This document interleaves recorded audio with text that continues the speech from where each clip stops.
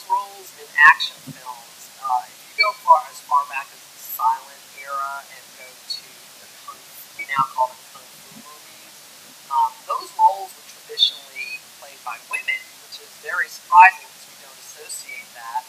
But eventually, the men realized that the women were kind of stealing their thunder, and bye-bye went the women, and then the men took over those roles. But it brings us fast forward to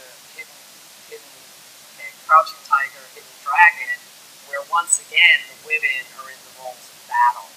But soon after that, and especially in American films, women weren't the action heroes. They were the reason that the hero had to go into action. And what comes to mind specifically is a series called The Perils of Pauline, where the hero, the good guy, is always having to save her from the train that she's tied up to the tracks to, or that kind of thing. Once the talkies started, I really, in the early period of talkies, I can't think of any movies off the top of my head where women are the heroes, at least in an action sense. I think in this period of time, women are more the emotional heroes, the familia heroes. They're the ones that keep the family together, and in that respect, they're a hero. Well, yeah, I mean, film noir is a really interesting aspect because, I mean, in that it's just the feminine pattern, which is very, very more alluring and sexually dangerous than Holly Curbrand, somewhat mysterious. Again, you've got that allure happening, and she can be quite dangerous, but she can also be vulnerable. And over time, obviously, she's become tougher, but I don't think that the sex appeal has changed much in that maybe our perceptions of sex appeal have, but in order to, again, gain that audience and utilize it. The blaxploitation film, where you have Foxy Brown. Keep in mind that this is a period of time where in movies that featured white players, the men, the action heroes were anti-heroes, Butch Cassidy and the Sundance Kid, French Connection. The blaxploitation movement was the first time black men and women had really seen themselves empowered in movies, where they weren't relegated to stepping fetches and I don't know nothing about birthing no babies, Miss Scarlett, that kind of thing. Where we have Foxy Brown, Pam Grier, who plays this really strong woman who is the hero. And I saw the evolution of combative and aggressive women take time over the years. The Girl from U.N.C.L.E., The Bionic Woman, I mean, boom, boom, boom. You can see the progression because in the early days, it was the men that were most threatened by a tough woman. Men are threatened by women that hold their own and that are confident. And especially, they're very skeptical about any woman beating a man's butt. But there are some, so film takes that to another level. Film kind of fulfills a fantasy that I think most women have of being empowered and being able to protect themselves instead of being protected by a man. And men are becoming, I think, more used to that and enjoy that because there is a sensuousness about the strength of a woman that can be very appealing if it's done right, if it's not too over the top. Hollywood writes for men. They write movies about men, and they're written for men. So it's really hard, unless you get a chick flick, to find anything that really means something and that features women. And that seems such an odd thing that even though we're half the population, we're still a niche audience. I think most of these action movies are not made to appeal to women. They're made to appeal to men. And I think men want to see themselves as the heroes, not the women. So I really don't know that we have evolved that much in front of the camera on the screen. I was thinking about Transformers and Megan Fox, and everybody was really going, oh, she's kind of a tough broad in that movie, but Laura Mulvey kind of said, her theory kind of says that you put a woman up on screen and she's going to be objectified in some way.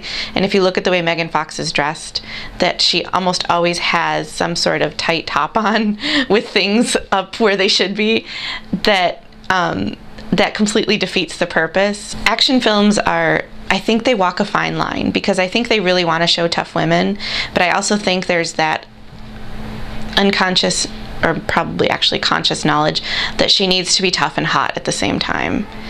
And there's that, you know, when you see characters who don't jump on board with that, like the Salt character,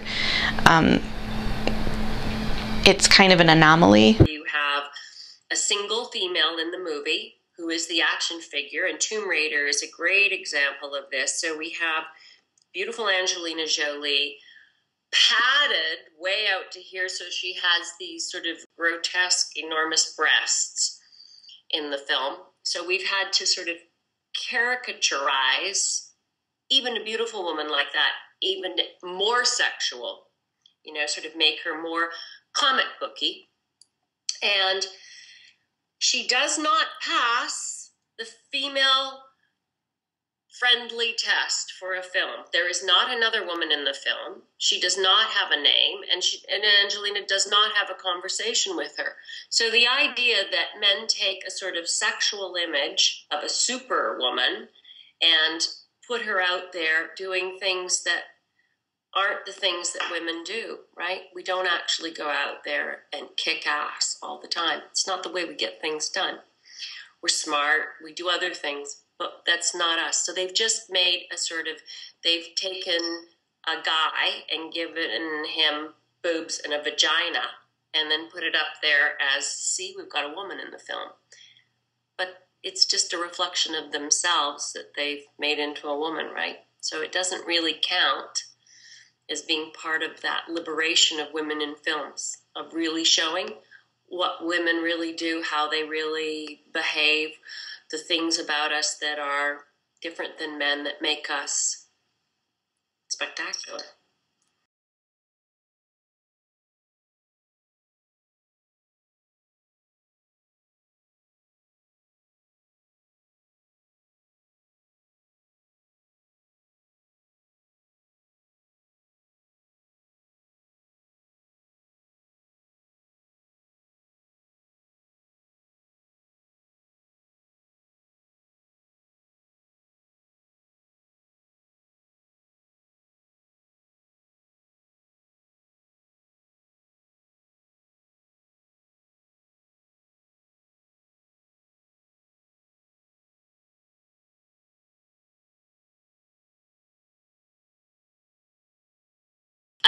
I think they do it both ways, but I don't think it's the same. I think that women are really take the brunt of that. I think that it's really, first of all, biologically, men aren't in danger, right? You don't see women in packs jumping men and pulling them behind bus stops and raping them and strangling them, right? Mm-hmm. Doesn't happen. It's girls who are the subject of that violence. So we may sexualize guys, but they're not in any danger of it becoming an epidemic of violence against them. Violence against women, and I think it's really interesting because where I teach is a very large male student body, and I started out here teaching screenwriting, and I cannot tell you how many of these guys write rape movies, to the point where I had one guy write a movie about a couple of guys that go around raping women with glass sharded dildos.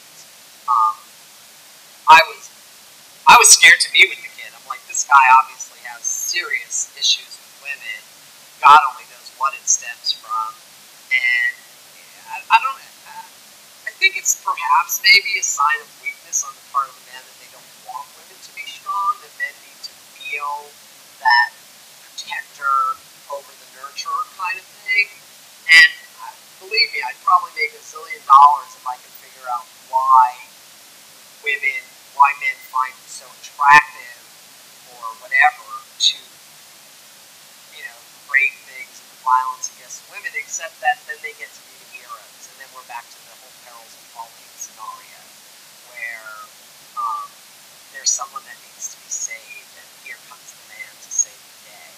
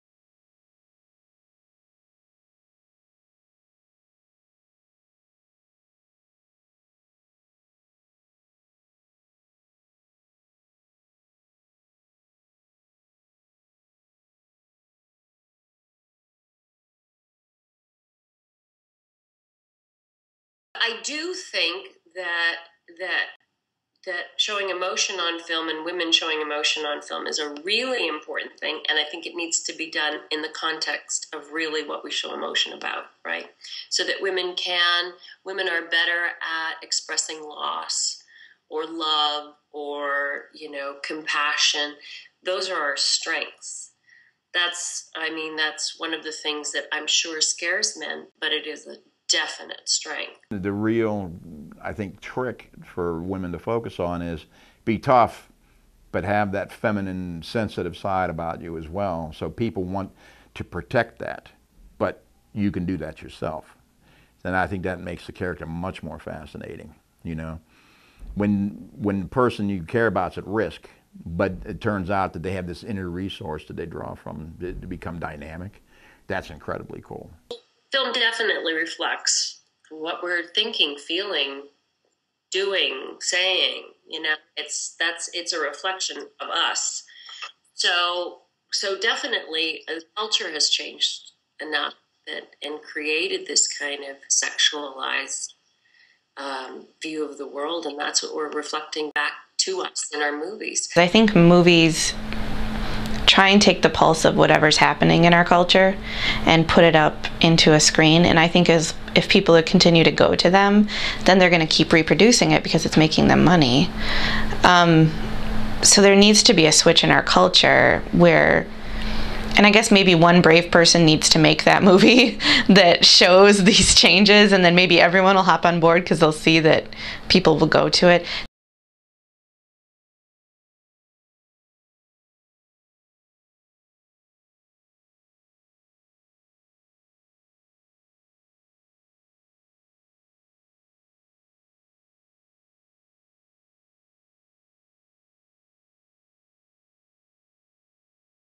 We need to populate the writers' rooms with more women. We need more women directing. So it has to happen on several fronts. We all need to sort of push out there and push in. But women have to talk with their wallets, right? Spend the money on the stuff you want to see the movies about women. If we demand more in terms of that kind of product, then of course they're going to make it for us. So, always supporting on opening weekend interesting films about women.